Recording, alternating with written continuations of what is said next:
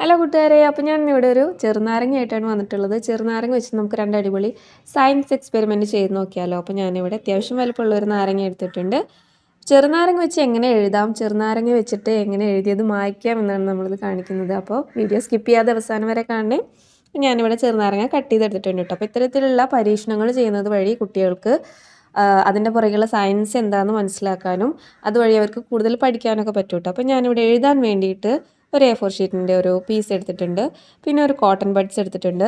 ഇനി നമ്മൾ ഈ കോട്ടൺ ബഡ്സ് A4 ഷീറ്റിൽ നന്നായിട്ട് ഡിപ്പ് ചെയ്തിട്ട് ആ നീര് നന്നായിട്ട് ബഡ്സിലാക്കി വെക്കണം. ഇനി ഇത് വെച്ച് നമുക്ക് പേപ്പറിൽ നമുക്ക് ഇഷ്ടമുള്ളത് എഴുതി കൊടുക്കാം കേട്ടോ. അപ്പോൾ ഞാൻ ഒരു ജസ്റ്റ് ഒരു ഇൻവിസിബിൾ ആയിട്ടുള്ളൊരു മെസ്സേജിൽ എഴുതിയിട്ടുണ്ട്. അപ്പോൾ ഇത് എങ്ങനെ നമുക്ക് വിസിബിൾ ആക്കാമെന്ന് നോക്കാം. അപ്പോൾ ഞാനൊരു ലൈറ്റർ എടുത്തിട്ടുണ്ട്.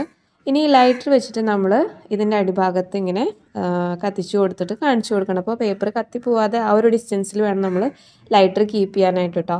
അപ്പോൾ ഇതിങ്ങനെ ചൂടാക്കുന്നത് വഴി നമുക്ക് എന്താണോ നമ്മൾ ഇൻവിസിബിളായിട്ട് എഴുതിയിട്ടുള്ള മെസ്സേജ് ഇവിടെയൊക്കെ വിസിബിളായിട്ട് കാണാൻ പറ്റും. നിങ്ങൾക്ക് എത്രത്തോളം കാണാൻ പറ്റുന്നുണ്ടെന്ന് എനിക്കറിയില്ല. അപ്പോൾ ഞാൻ ഹാപ്പി എന്നാണ് എഴുതിയിട്ടുള്ളത്. ഇതിൻ്റെ പുറകിലെ സയൻസ് എന്താണെന്ന് നമുക്ക് നോക്കാം. ലെമൺ ജ്യൂസിൽ ഒരുപാട് കാർബൺ കോമ്പൗണ്ട്സ് അടങ്ങിയിട്ടുണ്ട്. അപ്പോൾ ആ കാർബൺ കോമ്പൗണ്ട്സ് നമുക്ക് റൂം ടെമ്പറേച്ചറിൽ കാണാൻ പറ്റില്ല. പക്ഷേ അത് ചൂടാക്കുന്നത് വഴി ആ കാർബൺസ് റിലീസ് ആവുകയും അത് ബ്രൗൺ കളറായിട്ട് മാറുകയും ചെയ്യുന്നു. അങ്ങനെയാണ് നമുക്ക് അത് കാണാൻ പറ്റുന്നത്. ഇനി നമുക്ക് ലെമൺ ജ്യൂസ് വെച്ചിട്ട് എഴുതിയത് മായ്ക്കാൻ പറ്റുന്നുണ്ടോ എന്ന് നോക്കി നോക്കാം. എഴുതാൻ പറ്റുമെന്ന് ഇപ്പോൾ എല്ലാവർക്കും മനസ്സിലായിട്ടുണ്ടാവും. അപ്പോൾ അതിന് വേണ്ടിയിട്ട് ഞാനിവിടെ ഒരു A4 ഷീറ്റിൻ്റെ ഒരു പീസ് എടുത്തിട്ടുണ്ട്. പിന്നെ ഒരു ഹൈലൈറ്റർ എടുത്തിട്ടുണ്ട്. അപ്പോൾ ഹൈലൈറ്ററിൽ കൂടുതലും നമുക്ക് കിട്ടുന്നത് ഒരു യെല്ലോ കളറാണ്. അപ്പോൾ ഈ ഹൈലൈറ്റർ വെച്ചിട്ട് നമ്മൾ എഴുതിയത് ലെമൺ ജ്യൂസ് വെച്ചിട്ട് മായ്ക്കാൻ പറ്റുന്നുണ്ടോ എന്ന് നോക്കി നോക്കാം.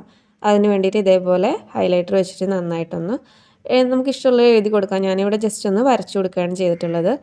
അപ്പോൾ ഇനി ചെറുനാരങ്ങയുടെ നീരിൽ നമുക്ക് കോട്ടൺ ബഡ്സ് മുക്കിയിട്ട് ഇതിലെന്തെങ്കിലും എഴുതുകയോ വരയ്ക്കുകയോ ഒക്കെ ചെയ്ത് നോക്കാം.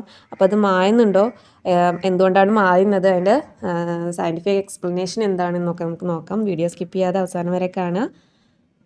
അപ്പോൾ ഞാനിവിടെ കോട്ടൺ ബഡ്സ് വെച്ചിട്ട് നമ്മുടെ ചാനലിൻ്റെ പേരൊന്ന് എഴുതി കൊടുക്കുന്നുണ്ട്. അപ്പോൾ അവിടെ A4 ഷീറ്റിൻ്റെ കളറായിട്ട് തന്നെ വൈറ്റ് കളറായിട്ട് തന്നെ മാറി വരുന്നുണ്ട്. അപ്പോൾ ഇതിൻ്റെ പിന്നിലുള്ള ഒരു സയൻറ്റിഫിക് എക്സ്പ്ലനേഷൻ എന്താണെന്ന് വെച്ചാൽ ഹൈലൈറ്ററിന് യെല്ലോ കളർ കൊടുക്കുന്നത് പൈറനിൻ എന്ന് പറഞ്ഞിട്ടുള്ളൊരു ഘടകമാണ്. അത് pH സെൻസിറ്റീവാണ്.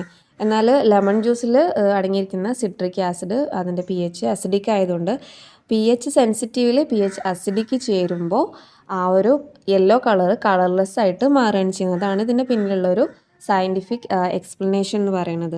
അപ്പോൾ ആ ഒരു pH സെൻസിറ്റീവ് ആയതിനെ pH അസിഡിക്ക് വരുമ്പോൾ കളറുള്ളത് കളറില്ലാത്തൊരവസ്ഥയിലേക്ക് മാറുന്നു. അങ്ങനെ നമുക്ക് ഹൈലൈറ്റർ വെച്ചിട്ട് എഴുതിയത് ലെമൺ ജ്യൂസ് വെച്ചിട്ട് മായ്ക്കാൻ പറ്റുന്നു.